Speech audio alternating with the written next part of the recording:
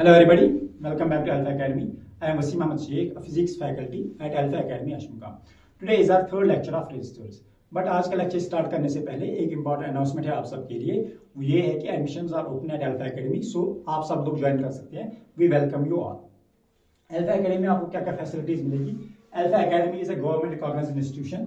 ये government recognised institution है। यहाँ की फैकल्टी जो है that is well experienced and well qualified. यहाँ की अकोमोडेशन आपको बहुत अच्छी मिलेगी। टॉप रिजल्ट्स हमने प्रीवियस ईयर में डिलीवर किए। प्रीवियस सेशन जो चल रहा था 2025 का, उसमें हमने टॉप रिजल्ट्स डिलीवर किए हैं।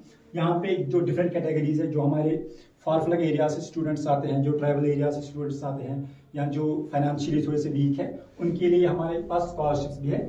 और यहाँ पे आपको regular test, mock test, weekly test आपको मिलेंगे। इसके अलावा भी बहुत सारी फैसिलिटीज है। सो आप सब लोग ज्वाइन कर सकते हैं। फर्दर डिटेल्स के लिए आप एकेडमी को विजिट कर सकते हैं, या आप जो डिस्क्रिप्शन बॉक्स में जो नंबर्स दिए हुए हैं, you can contact on that. So now let's start our lecture. So अभी लेक्चर हम स्टार्ट करते हैं। हमारा जो टॉपिक था वो क्या था, रेजिस्टर्स। रेजिस्टर्स में हमने थोड़ा सा पढ़ा था पहले, हमने 2 लेक्चर किए हैं पहले, जिसमें हमने ये सीरीज रेजिस्टेंस और पैरेलल रेजिस्टेंस में कुछ क्वेश्चन सॉल्व किए, कुछ न्यूमेरिकल्स किए थे। उसके बाद मैंने आपको बताया था कुछ स्ट्रक्चर्स होते हैं हमारे पास, जिनको हम सिमेट्रिकल स्ट्रक्चर्स कहते हैं। मैंने बताया था सिमेट्रिकल स्ट्रक्चर्स 2 तरीके के होते हैं। दैट्स जो हमारे पास रेजिस्टर्स हैं, उसमें क्या होती है सिमेट्री। अगर इसमें हम देखते हैं कुछ नेटवर्क्स जो होते हैं वो सिमेट्रिकल होते हैं। सिमेट्री इसमें 2 तरीके की होती है। पहली होती है, एक होती है पैरेलल सिमेट्री। यहां पहले जो मैंने बताया था वही बताऊंगा। पहले हम जो हमारे पास सिमेट्री होती है वो होती है 2 टाइप्स की। पहली सिमेट्री क्या होती है, पहली वाली जो सिमेट्री है that is mirror symmetry. Mirror symmetry. और सेकंड सिमेट्री होती है, क्या बोलते हैं उसे हम पैरेलल सिमेट्री या फोल्डिंग सिमेट्री बोलते हैं। पैरेलल या फोल्डिंग सिमेट्री।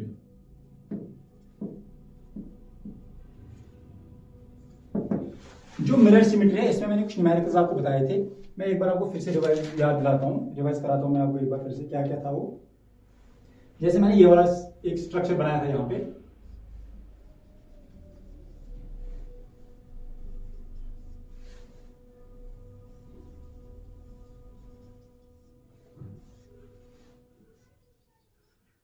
ये था 2R, इसकी वैल्यू थी 2R, इसकी वैल्यू थी R और इसकी वैल्यू थी R। ये था टर्मिनल A और ये है टर्मिनल B। देखो इसकी वैल्यू थी R। ये एक स्ट्रक्चर है, एक नेटवर्क है ये। अगर आप इसको ध्यान से देखेंगे, जो ये वाला LHS जो साइड है, ये वाला साइड LHS को बोलेंगे, और जो ये RHS वाला साइड है, अगर आप देखोगे ना, इसको हम फोल्ड कर सकते हैं ऐसे। ये 2R है, इस साइड भी 2R है, ये R है, इस साइड भी R है। तो ये मैंने आपको सॉल्व करके दिखाया था, अगर आपको याद होगा तो। मैंने लास्ट लेक्चर में आपको बताया था इसको सॉल्व कैसे करते हैं। अब इसी में देखो थोड़ा सा अगर मैं चेंज कर दूं, अब मैं इसे ऐसे बनाता हूं।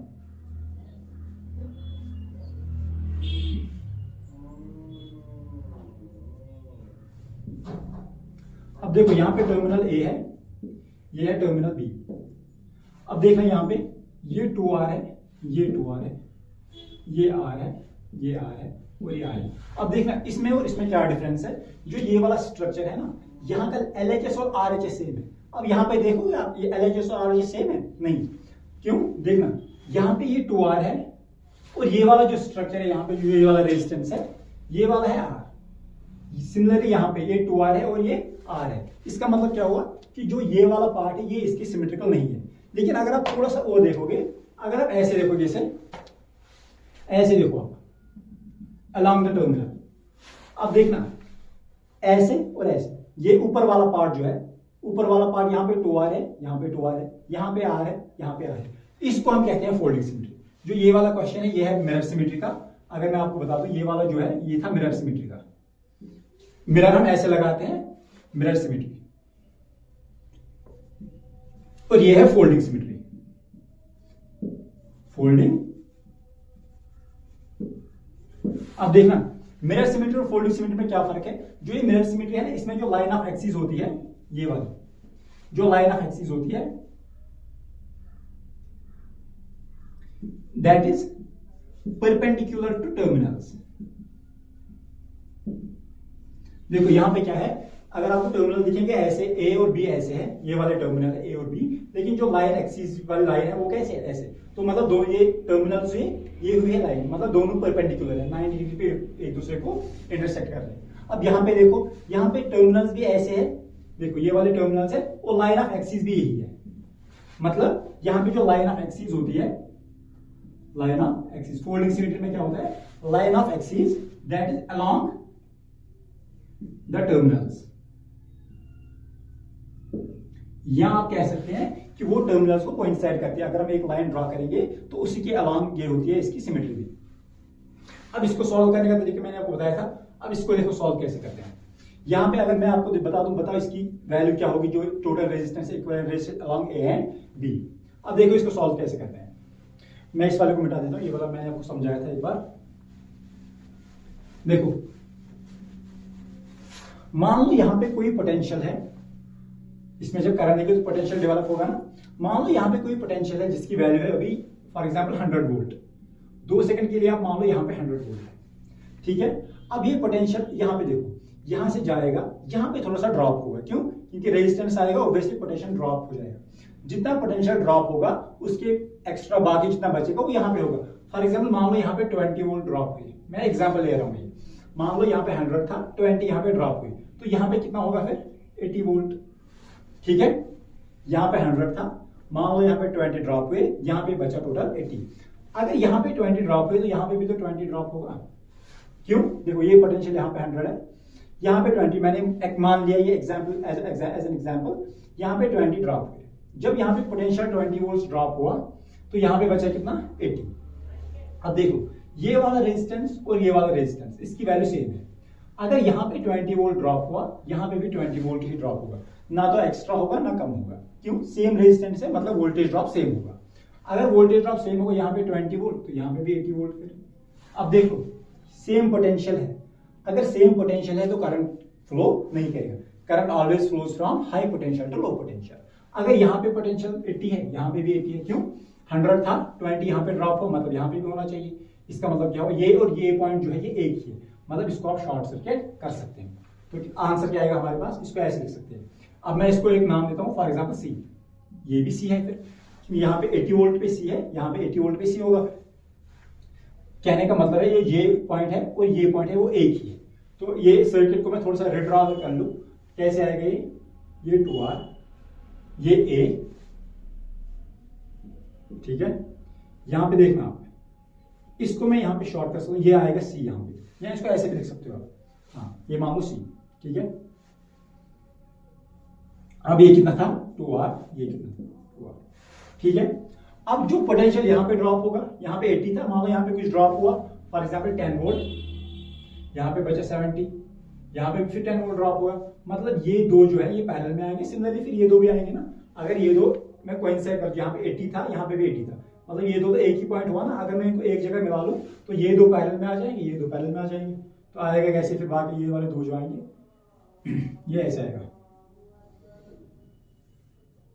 यहाँ पे कितना था, ये 2R, ये था R, ये था R, और यहाँ पे टर्मिनल B। समझ आया। मैंने क्या किया, इसको भी फिगर जैसे ही बनानी है आपको, वो आप खुद बना सकते हो। अब क्या हुआ, ये वाला इसके पैरेलल, ये वाला इसके पैरेलल, क्यों, 80 और 80 वोल्ट है, मतलब इस रेजिस्टेंस की कोई वैल्यू नहीं रहेगी यहाँ पे। अब देख लो आंसर क्या आएगा हमारे पास, 2R पैरेलल। अब देख लो यहाँ पे C है, ये वाला रेजिस्टेंस जो है that is between A and C, and similarly this resistance is also between A and C. Similarly here R is between C and B, this R is also between C and B. So what will be the equivalent resistance along A and B? That will be 2R parallel to 2R, 2R parallel to 2R. This part ये क्या है, 2R parallel to 2R. अब ये वाला part देखो, R parallel to R. बताओ इसका value क्या था, प्रोडक्ट अपॉन सम, याद है। जब भी दो रेजिस्टेंस पैरेलल होंगे उनका जो इक्विवेलेंट रेजिस्टेंस आता है that is equal to product upon sum. यहां आप ऐसे भी कर सकते हो, जैसे मैंने बताया 1 by R equivalent equals to 1 upon R1 plus 1 upon R2 plus 1 upon R3 and so on. Similarly here R parallel to R, that is R into R upon R plus R. इसकी value क्या आएगी 4r² upon 4r, that will be r, r² upon 4r, 4 cancel out, r cancel out, that will be r। It means जो इतना resistance है हमारा that's equivalent to r। अब ये वाला resistance that will B r/2, r² upon 2r, r and r cancel out, that is r/2। सो इस structure को redraw कैसे कर सकते हैं हम? 2r parallel to r, equivalent resistance is r, r parallel to r, equivalent resistance is r/2। So equivalent resistance along A and B will be, this part can be replaced by R because 2R parallel to R always gives R as an equivalent resistance. Similarly, R parallel to R gives an equivalent resistance of R/2. That is R/2. Here it's A, then it's C, then it's B. Now along AB that will be R plus, both are in series. R and R/2 क्या है? Series में, तो दोनों को add कर लो, R plus R/2, that will be 3R/2. So resistance along A and B is 3R/2. वहां पे क्या आया था हमारे पास? वहां पे कुछ दूसरा आंसर आया था, क्योंकि वहां पे ऐसे हमने सिमेट्री देखी थी, ये वाला पार्ट इक्वल था। यहाँ पे क्या है? यहाँ पे these two parts are symmetrical, upper part and the lower part. तो ये है हमारे पास फोल्डिंग सिमेट्री। अब मैं आपको एक क्वेश्चन दिखाता हूं, एक एग्जांपल ले लो आप।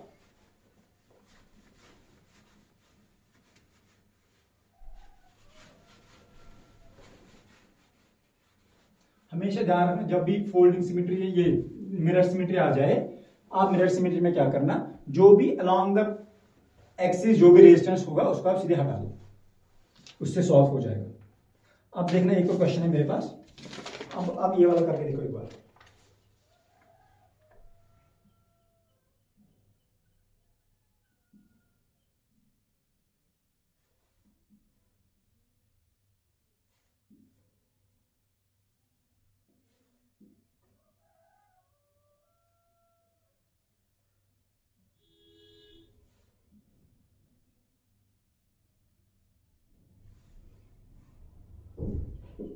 ए और बी, तो आपको क्या करना है, ए और बी के अलावा आपको रेजिस्टेंस ढूंढनी है, सबका वैल्यू मान लो आर है, जितनी भी रेजिस्टेंस है सबके वैल्यू कितना है, आर।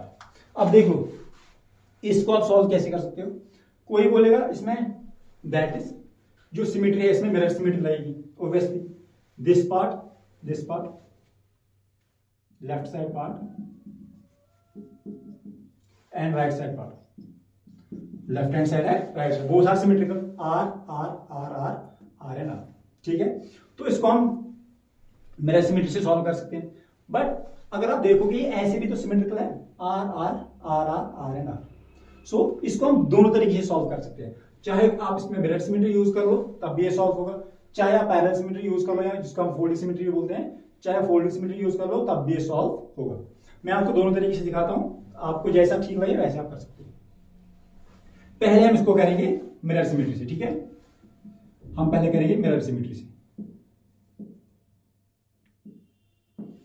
देखो जब भी मिरर सिमेट्री होगी हम LHS और RHS ढूंढेंगे, लाइन ऑफ एक्सिस ये वाली होगी। मैंने अभी क्या बोला था, सिंपली अगर आपको याद होगा मैंने आपको बताया था, जो भी resistance along the line axis आएगा, जो एक्सिस हमारी है जो इसकी परपेंडिकुलर होगी, हमेशा जब भी मैंने बोला था जब भी मिरर सिमेट्री होगी टर्मिनल्स के अलोंग वो परपेंडिकुलर में रहेगी जो लाइन ऑफ एक्सिस होगी। लाइन ऑफ एक्सिस के अलोंग जितने भी रेजिस्टर्स आते हैं, एक तो ये वाला आ रहा है और एक ये वाला आ रहा है, दोनों को सिंपली हटा दो, दोनों को हटा दो, या आप ऐसे भी कह सकते हो, जो भी रेजिस्टेंस, जो भी करंट यहां से जाएगा, इस वाले आर से जो भी करंट जाएगा वो यहां से भी जाएगा। क्यों? मैंने बताया था आपको परसों, जब भी ये दोनों सिमेट्रिकल है, जितना करंट यहां से होगा उतना यहां पे भी होगा, जो करंट यहां पे होगा वो करंट यहां पे भी होगा। क्यों? अकॉर्डिंग टू किरचॉफ्स लॉ, यहां पे क्या होता है, जो भी incoming current at the node is equal to outgoing current at the node, जो किरचॉफ्स का रूल कहता है, केसीएल जिसको हम बोलते हैं शॉर्ट फॉर्म में, केसीएल, किरचॉफ्स करंट लॉ, वो क्या बोलता है, जितना करंट आएगा किसी नोड पे उतना करंट वापस भी जाएगा। सो अगर ये आई है तो आई यहां से जा रहा है, मतलब इस वाले रेजिस्टेंस से क्या करंट गया, फिर जीरो, मतलब इसकी कोई वैल्यू नहीं, ये कनेक्ट नहीं है, ये फॉल्स नोड है। इसको आप कैसे लिख सकते हो, फिर इसको आप ऐसे बना सकते हो दोबारा, मतलब ये वाला जो करंट यहाँ से है वो यहाँ से क्या, मतलब दोनों सीरीज में है, ये आर और ये आर सीरीज में है। या केसीएल के अकॉर्डिंग क्या बोलते हैं, किसी भी नोड पे जो करंट इनकमिंग होगा उतना ही आउटगोइंग भी होगा। आई यहाँ से आ रहा है, यहाँ से जा रहा है, मतलब इसके अलावा कोई करंट नहीं गया तो इसको हम हटा सकते हैं। जब करंट नहीं गया तो वैल्यू तो 0 आएगी इसकी। सिमिलरली यहाँ पे क्या हुआ, इस वाले आर के अलावा मान लो यहाँ पे I1 था, ये भी I1 होगा। मान लो ये I2 यहाँ पे करंट जा रहा है यहाँ से, इसको मैं 2 सेकंड के लिए मान लो I2 है, ये जो ये वाला करंट है इसको हम बोलेंगे I2।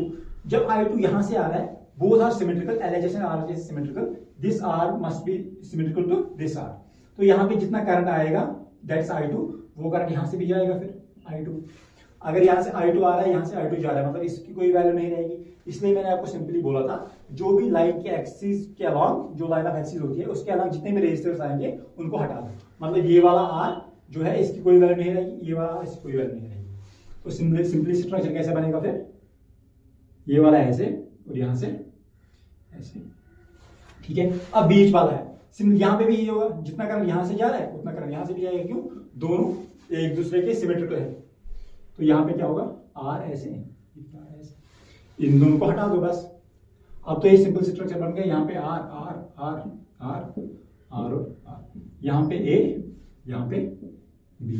अब देखो this R and this R both are in series, ये दो वाले जो है ऊपर वाला पार्ट है, देखो ये वाला, both are in series, these two are in series and these two are in series. ये R और ये R सीरीज में है, ये R और ये R सीरीज में है, ये R और ये R सीरीज में है। R प्लस R, सॉरी ये मैंने उल्टा कर दिया, ये भी A यहाँ पे है, B यहाँ पे है। अब देखो R और R कितना हुआ, सीरीज में है तो एडिशन, सिंपल एडिशन होगा, R प्लस R 2R, मतलब इन दोनों का जो इक्विवेलेंट रेजिस्टेंस है वो है 2R, इन दोनों का भी 2R, और जो ये वाले दो हैं इनका भी R प्लस R 2R, मतलब यहां पे 2R है, ये 2R है, ये 2R है, ये टर्मिनल A है, यहां पे टर्मिनल A है, यहां पे टर्मिनल B है। अब देखो 2R parallel 2R parallel 2R, तीनों पैरेलल में है ना।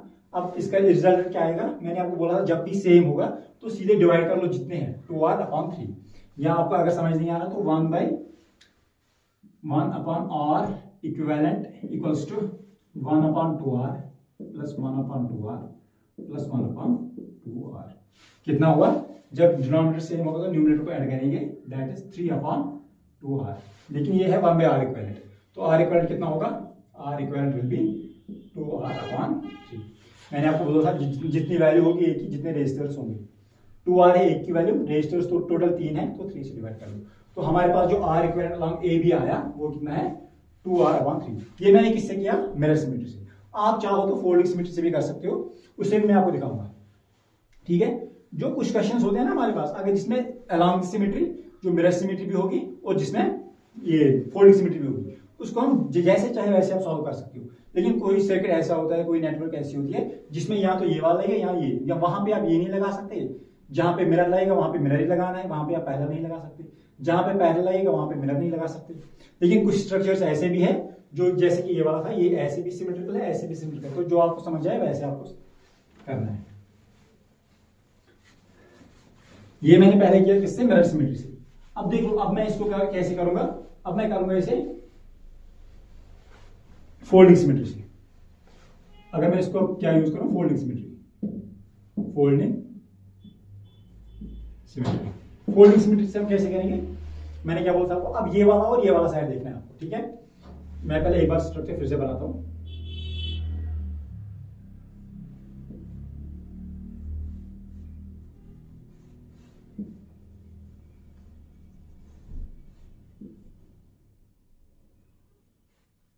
यहाँ पे A है, यहाँ पे B है, सब की वैल्यू कितनी है, R है। अब देख लो इसमें क्या करना है। जैसे जब हम ये वाला यूज करते हैं, हम करंट का सहारा लेते हैं, हम करंट को यूज करके इनकी रेजिस्टेंस निकालते हैं। जब हम पैरेलल सिमेट्री यूज करेंगे या फोल्डिंग सिमेट्री यूज करेंगे, हम थोड़ा सा वोल्टेज को यूज करेंगे। मान लो सिमिलर, जैसे मैंने बोला था, मान लो यहाँ पे 100 वोल्ट की वोल्टेज है, यहाँ पे है 100 वोल्ट। अगर यहाँ पे 100 वोल्ट है, यहाँ पे कुछ ड्रॉप होगा, आर के अलावा कुछ ड्रॉप होगा, तो यहाँ पे उससे कम ही होगा। मान लो यहाँ पे 10 वोल्ट ड्रॉप होगा, ये भी एग्जाम्पल के तौर पे आपको समझा रहा हूँ। यहाँ पे मान लो 10 वोल्ट ड्रॉप हुआ तो यहाँ पे कितना आएगा, फिर यहाँ पे 90 वोल्ट। ठीक है, अब यहाँ पे 100 था, फिर देखो ये R है, इसकी वैल्यू जो ये वाला रेजिस्टेंस है इसकी वैल्यू है R, इसकी भी वैल्यू R है। मतलब अगर यहाँ पे 10 वोल्ट ड्रॉप होगा, यहाँ पे भी 10 ही ड्रॉप होना चाहिए, तो फिर यहाँ पे भी कितना बचेगा, 90। जब ये भी R है, ये भी R है, ये भी तो R ही है। अगर यहाँ पे 10 वोल्ट ड्रॉप हुआ, यहाँ पे 10 वोल्ट ड्रॉप हुआ, मतलब यहाँ पे भी 10 वोल्ट ही ड्रॉप होगा। 100 में से 10 गए 90, 100 में से 10 गए 90, 100 में से 10 गए 90। ये मैं क्या बोल रहा हूँ यहाँ पे, देखो इसकी वैल्यू भी 90 वोल्ट, ये वाला पॉइंट जो है इसके जो जंक्शन है जिसको हम नोड भी कहते हैं, ये 90 वोल्ट, यहाँ पे भी 90 वोल्ट और यहाँ पे भी 90 वोल्ट। जब तीनों की वोल्टेज सेम है तो करंट फ्लो नहीं होगा। क्यों? Current always flows from high potential to low potential. जब पोटेंशियल डिफरेंस ही नहीं है तो करंट कहां से पास होगा? मतलब ये वाला पॉइंट, ये वाला पॉइंट और ये वाला पॉइंट, ये एक ही है तीनों पॉइंट। तो इसको हम कैसे लिख सकते हैं, ये ए है, हम कैसे लिखेंगे इसको, ए यहां पे है, ये वाला रेजिस्टेंस मैं ऐसे बनाता हूं। ठीक है, एक मिनट मैं देखता हूं, देखो इसको मैं ऐसे बना, ये वाला पॉइंट, ये वाला पॉइंट और ये वाला पॉइंट, इसको मैं ना, अगर मैं ये सी है, ये भी सी है, फिर ये भी सी है, मतलब ये तीनों सी है, मतलब एक ही पॉइंट है, तो इसको मैं सी को यहां पे लिखता हूं। ठीक है, अब देखो ए और सी के बीच में है आर, ए और सी के बीच में है आर, ए और सी के बीच में है आर। क्या हुआ, ये वाला आर, ये वाला आर और ये वाला आर तीनों आए पैरेलल में। सेम केस यहां पे भी होगा, जब ये पॉइंट एक ही है, मतलब ये वाला आर जो है that is between C and B, this R lies between C and B, this R lies between C and B, मतलब all the three R are again in parallel. तो यहां पे क्या होगा, फिर ये वाला आर एक हुआ, ये दूसरा और ये तीसरा, यहां पे है बी। समझ आया? यहां पे ये भी आर है, ये भी आर है, ये भी आर है। अभी मैंने सॉल्व नहीं किया, मैंने क्या बोला आपको, सिंपली अगर यहाँ पे 100 वोल्ट है, जितना ड्रॉप यहाँ पे होगा सेम पोटेंशियल पे यहाँ पे अगर कितना ड्रॉप हुआ आर के अलाउंग 10 वोल्ट, यहाँ पे भी तो आर ही है, इसकी वैल्यू कुछ अलग है नहीं। यहाँ पे आर पे 10 वोल्ट ड्रॉप होगा, यहाँ पे आर पे जो 10 वोल्ट ड्रॉप होगा, यहाँ पे भी 90 वोल्ट बचा, यहाँ पे 90, यहाँ पे 90। इनको मैंने नाम दिया, कुछ भी दे सकते हो आप, मैंने सी नोड लिखा समझाने के लिए। अब ये ए और सी के बीच में है ये वाला रेजिस्टेंस, ये भी ए और सी के बीच में, ये भी ए और सी के बीच में, मतलब तीनों पैरेलल में। ये वाला रेजिस्टेंस सी और बी, सी और बी, सी और बी, मतलब ये वाला आर तीनों पैरेलल में। अब यहाँ पे ए है, यहाँ पे बी है, निकालो R parallel to R, parallel to R. वो इसको हम, जो ये वाला पार्ट है, it can be replaced by R upon 3, है ना, R parallel to R, parallel to 1 by R plus 1 by R plus 1 by R, that will be 3 by R, फिर इसको रेसिप्रोकल करके आर बाय 3। यहाँ पे ए है, ये है ना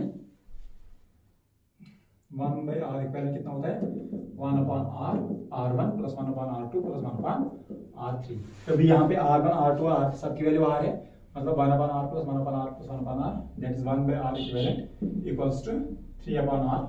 R इक्विवेलेंट की वैल्यू क्या आएगी, R अपॉन 3।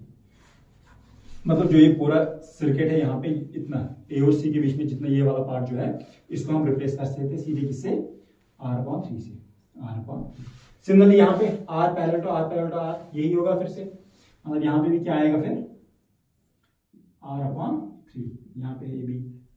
अब देखो ये वाला पार्ट और ये वाला पार्ट सीरीज में है। अब सीरीज में क्या होता है, सीरीज में हम डायरेक्टली एडिशन करते हैं, both the resistors will be added, therefore R equivalent क्या आएगा, टोटल जो ए और बी के अलोंग है, that will be R upon 3 plus R upon 3, that will B 2R upon 3। चाहे हमने फोल्डिंग सिमेट्री से किया, चाहे हमने पैरेलल सिमेट्री मिरर सिमेट्री से किया, दोनों में वैल्यू क्या है 2R/3। ठीक है, समझ आया आपको यहाँ तक? तो ये होती है फोल्डिंग सिमेट्री और मिरर सिमेट्री। मिरर सिमेट्री के अलावा क्या होता है, मिरर सिमेट्री में जब भी हम मिरर सिमेट्री यूज करते हैं उसमें जो लाइन ऑफ एक्सिस है that will B perpendicular two terminals, but in folding symmetry that the line of axis will be along the terminals. चाहे आप, अगर आप कोई सर्किट ऐसा है जिसमें सिमेट्री दोनों साइड से है तो आप दोनों मेथड यूज कर सकते हो, लेकिन आपको पहले देखना है कि है या नहीं। अगर नहीं है तो जो वाली सिमेट्री होगी वही वाली आप यूज करोगे। अगर ये वाला पार्ट सिमेट्रिक होगा लेफ्ट हैंड साइड और राइट हैंड साइड, तो हम करेंगे मिरर सिमेट्री। हम मिरर को ऐसे रखते हैं ना, मिरर को हम ऐसे रखते हैं, तो हम करेंगे मिरर सिमेट्री यूज। अगर LHS और RHS ये होगा सिमेट्रिकल होगा। अगर अपर पार्ट और लोअर पार्ट होगा हम करेंगे पैरेलल सिमेट्री या फोल्डिंग सिमेट्री जिसको हम बोलते हैं। ठीक है, तो जो भी आपको ठीक लगे यहाँ पे, अगर जहां जब दोनों होंगे, जो भी आपको समझ आएगा, जो आपके लिए इजी होगा, वो आप यूज कर सकते हैं। सो यहां तक आपको समझ आ गया होगा। अगले लेक्चर में हम क्या करेंगे, अगले लेक्चर में हम पढ़ेंगे नेटवर्क स्ट्रक्चर, लेकिन इनफाइनाइट लैडर स्ट्रक्चर होता है वो, जिसमें हम इनफाइनाइट रेजिस्टेंस जोड़ते हैं और उनको सॉल्व कैसे करते हैं, उन न्यूमेरिकल को कैसे टैकल करते हैं, वो हम अगले लेक्चर में सीखेंगे। चलिए यहाँ तक अभी आज के लिए काफी है। आप एक बार घर पे प्रैक्टिस कर लेना। Have a nice day.